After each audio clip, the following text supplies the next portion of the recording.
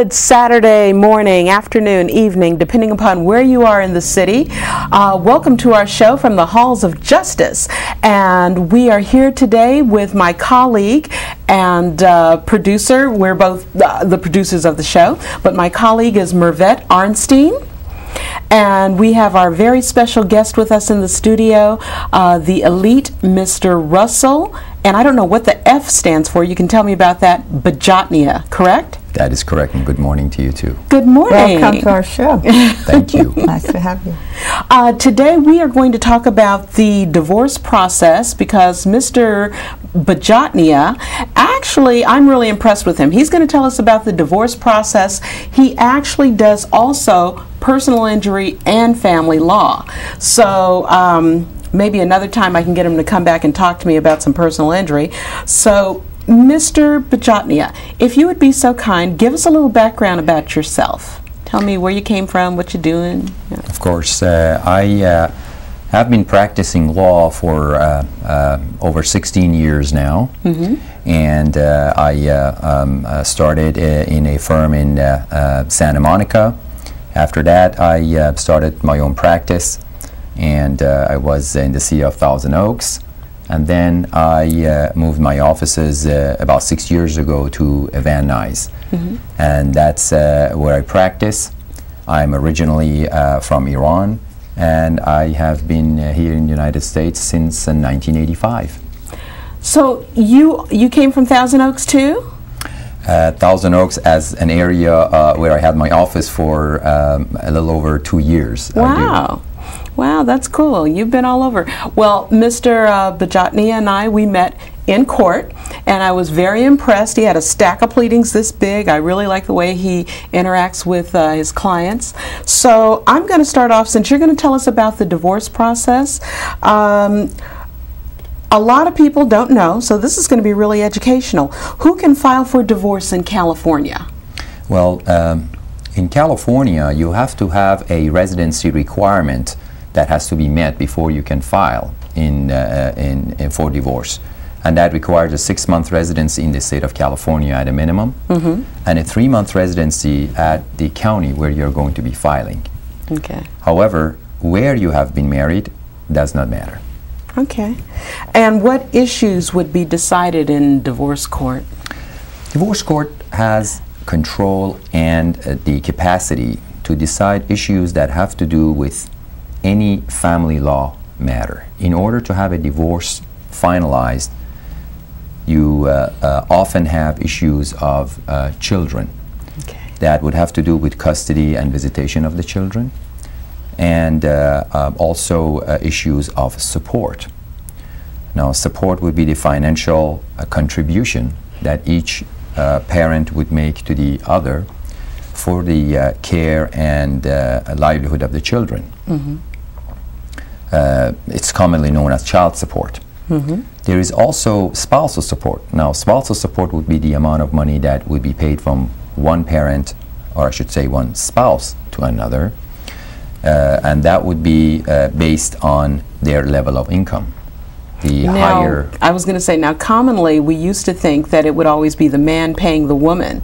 What if the woman made a higher wage, was a higher wage earner than the man? Which is a very common occurrence now.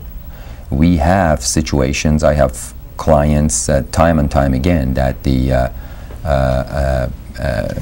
wife is a higher earner than the husband, and she will have to, and she does pay spousal support, or what's also commonly known as alimony, to the spouse. So the only determination is who makes more money. It doesn't have anything to do with the gender. Wow. That is something. Okay, I got lost in that one.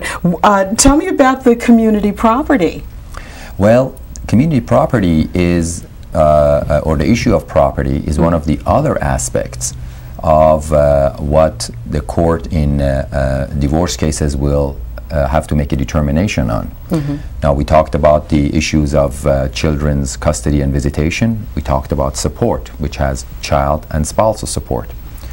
Property is the other issue that the court will decide. Property in the state of California is looked at in two views. One of them is community property, which is the property that is common between the husband and wife and will have to be divided equally. Okay. Community property is what the husband and wife accumulated during their marriage. Okay. However, there is another property, and that is separate property.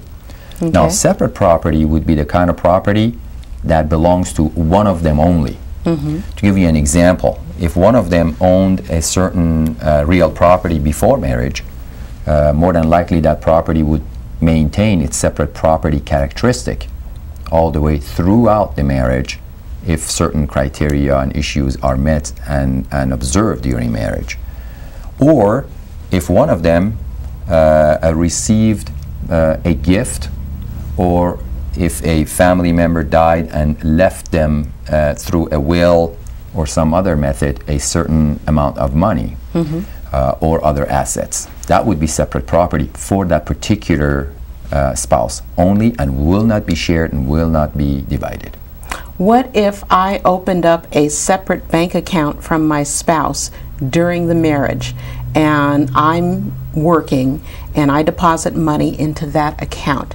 Is it my money, my separate money? It will not be. The reason it's not is, even though you have a separate bank account in your name, even though that separate bank account does not have any money coming from your husband in it, however, the money that you earn during marriage through your effort, work, talent, or anything that you do is community property. So it doesn't matter where you put it. You could put it in a separate bank account, you could cash it and put it in the house, or you can put it in a joint account. It would be community property, and at the end, if there is a divorce, it would be evenly divided. Really? So you really need to be in love. Let's see. And so that can't be my separate property. What about the children? Well, the children is the concept of the issue of custody and visitation is the most important aspect of a divorce for the parents and for the court. Right. The judges in any state, I would assume, but I can definitely tell you that in the state of California, their most concern during the process of divorce is to make sure what is in the best interest of the children. As a matter of fact, I think in the courts in California, if you have a hearing in the courts, if you have an issue regarding children, those are the first court hearings that the court will hear in an ex parte, will be those concerning children. Is that correct? That is absolutely correct. Okay. Ex parte hearings that you mentioned are emergency hearings, those kinds of hearings that are being brought before the court because there is something that cannot wait for the regular noticed process of the motion. So if they come in to court on an emergency or an ex parte motion, there is something that is very important, at least somebody thinks it is.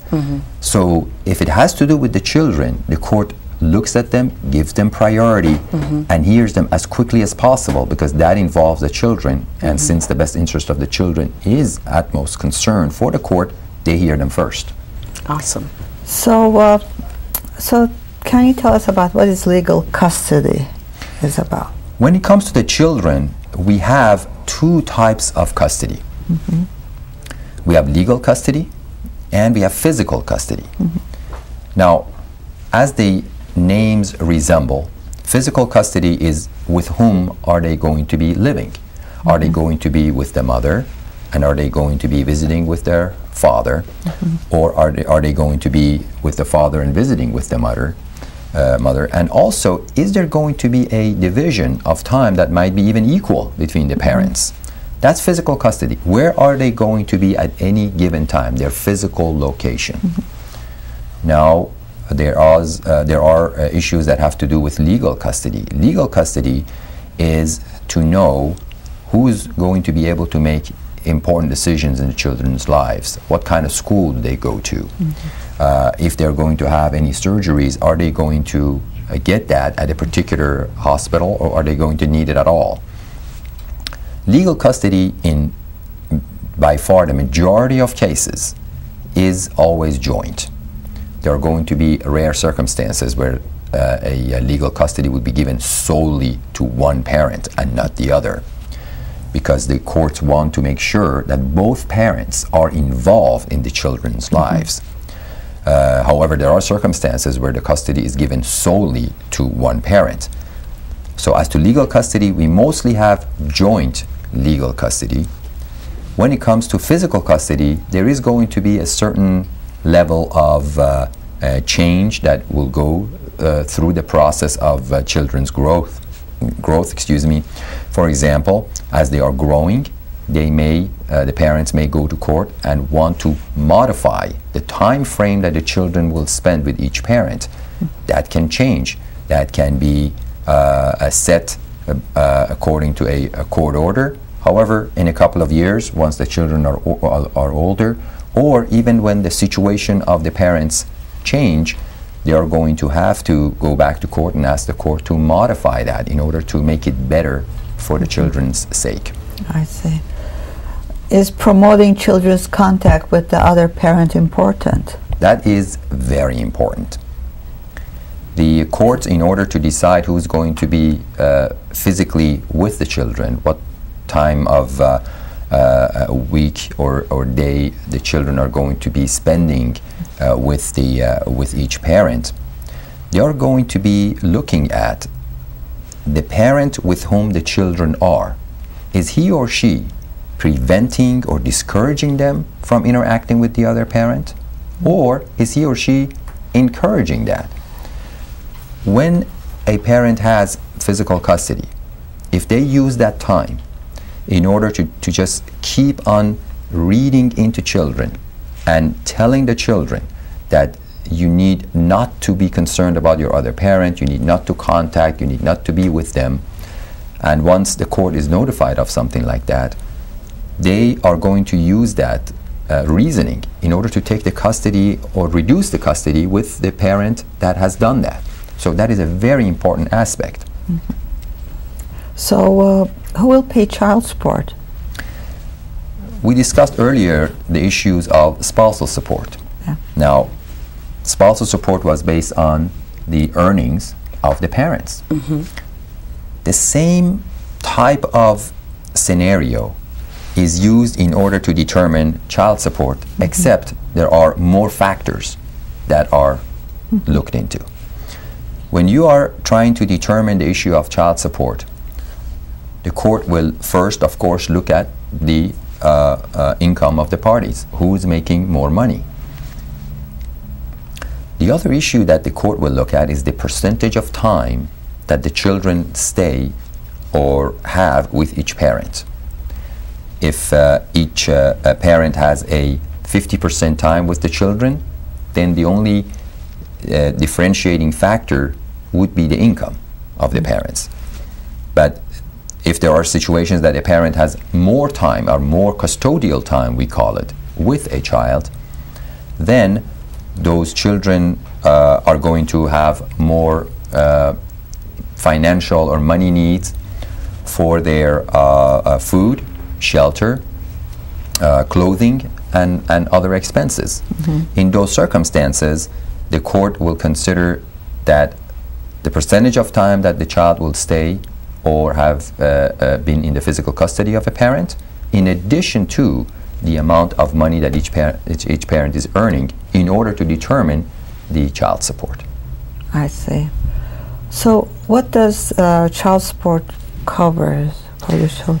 Child support is a way of the court getting involved and giving the parents, or I should say the lower earning parent, enough money to be able to take care of the children. Now, as we talked about a few minutes ago, in order to raise children, there are going to be costs. They have to be fed, they have to be clothed, they have to have enough room in their household to live. If it's going to be an apartment, it would have to have enough number of rooms in order to be able to have enough space for the children. So therefore, if you are taking care of the children by yourself, you may be able to live in a smaller house or in a smaller apartment. However, when you have children, you need to have a bigger and more bedrooms, bigger house, bigger apartment, or more bedrooms. So therefore, that's higher cost. Your food expenses, your clothing and other expenses that you have to spend for the children will have to be somehow coming from somewhere. That's what child support is for. Child support is not meant to be used by the receiving parent to spend it on themselves. And unfortunately, that's what sometimes happens. And we always make sure that the clients understand that child support is exactly what it says. It's child support. It's for supporting the children. It's not for supporting the receiving parent. I see. So how do you adjust that? I mean, you get certain amount of money a month for child support, but you're also living there. How do you divide take your own needs out of that child support? Well, it would really Do you write down write down everything, or? You don't need to. Yeah. The court says use that money in order to take care of the children. You don't have to give the court any reports about how you spent that money. The court wants to know that the children are taken care of. If the children are taken care of, the court is happy. The judges are happy. So they will not require you to give them a minute by minute, day by day expenditure of your money or how you spent your money. However, the courts also know that if the children's needs are not met, if they are not taken care of, well, obviously you did not use that money for the children. They want to make sure that the children are well clothed, well fed, and they also have a comfortable place to live. If it's going to be a cold winter night and you're not turning on the heater, as a result of which the children are going to catch a cold, be sick, and are going to have medical problems, well, you're not using the money that you're receiving for the best interest of the children. Make sure that you do that. How long do you pay for child support? How long does it last? Children are typically the subject of child support going from one parent to another up to the time that they turn 18 years of age. There are some exceptions to that. If a child is still in high school and has not graduated high school, that time frame goes up to their 19th birthday. So if they have graduated high school and they're 18 years of age, child support will stop. However, if they are still in high school, and some children might be 18 and a half by the time they graduate high school, they might be over 18, the court requires that the child support continues all the way past their 18th birthday until they graduate high school or until they're 19 years of age. So in typical circumstances, it will never be over their 19th birthday.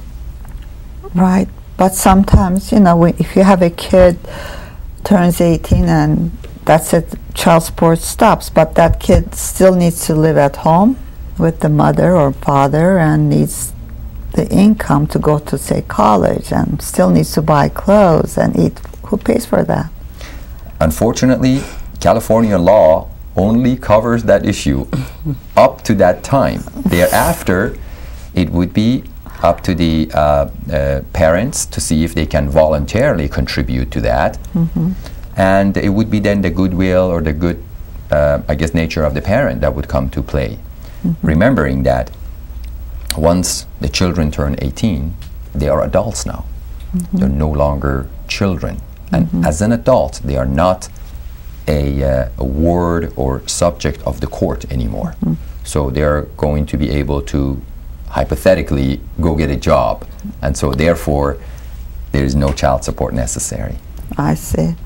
How about other costs involved in child support? In raising the children, it's not only that we need to feed them and have a place for them to live. There are other expenses. If you take him to the doctor, you have to pay a copay. If you're going to be enrolling them in a basketball class, you have to pay for it. If they play soccer, if they like to play the violin, or if they need a tutor, some of them need help at school.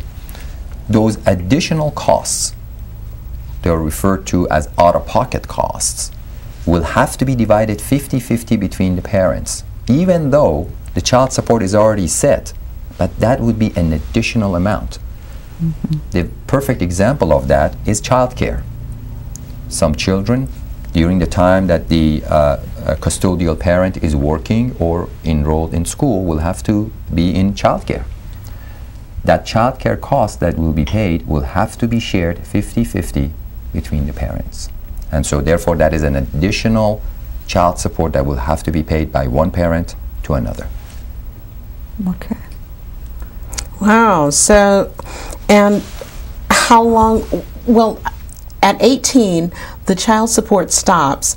Now, if they continue to college, you don't have to pay support through college? That is correct. That is correct. And we know how expensive college can be. Right. And also how that money can be very effective in making them become basically independent and better parts of the society. And that's why the process of parenting, I guess socially, doesn't end when they turn 18. It continues. However, legally, there is no requirement that you pay any child support thereafter. Wow, interesting. So now, how long does it take to get divorced in California? I know people think, okay, we go to the attorney, we file our papers, we file them with the court, ta-da, we're divorced. Okay, how long does it take? In California, even with full agreement of the parties, in writing and everything decided among them, the issue of children, the issue of support, the issue of property, if all of those are decided and they write everything down and give it to court, no court in the state of California will deem two people divorced in less than 6 months. Okay. There is a requirement that it has to be more than 6 months. Okay. So therefore in California you cannot get a divorce in less than 6 month time period. Okay. So is it like a cooling off period, or they're giving you time to think about it, maybe change your mind, or just 6 months? That is right. It is also a requirement that the court inquire from the parties when they are about to get their divorce finalized, that will any counseling, going to therapy, will anything that this court can do help you guys get back together? Oh, that's nice. All judges inquire that. That is a requirement. So therefore, yes, it is. It is a cooling off period. That's it is nice. a time period that if there is a possibility of maintaining this family together or continuing this relationship for it to happen, we have neighboring states in which the divorce can happen in a matter of days. You go in, you file your papers, as long as you have the residency requirement of that state, you're done and it's over with. Just as quickly as you can get married. Is that Nevada? It could be. So I was going to say, because you can get married really quickly and then you can get divorced really quickly, but you have to be a resident of the state there? Well, every state has a residency requirement. Okay. So therefore Nevada also has its own particular residency requirement. Okay.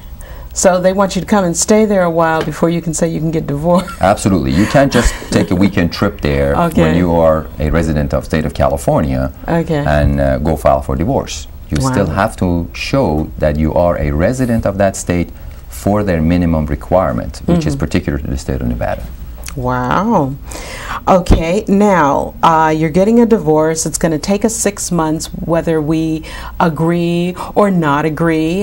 One party might want to stay married. The other party wants to get divorced. And California is a no-fault state, so it's going to happen regardless.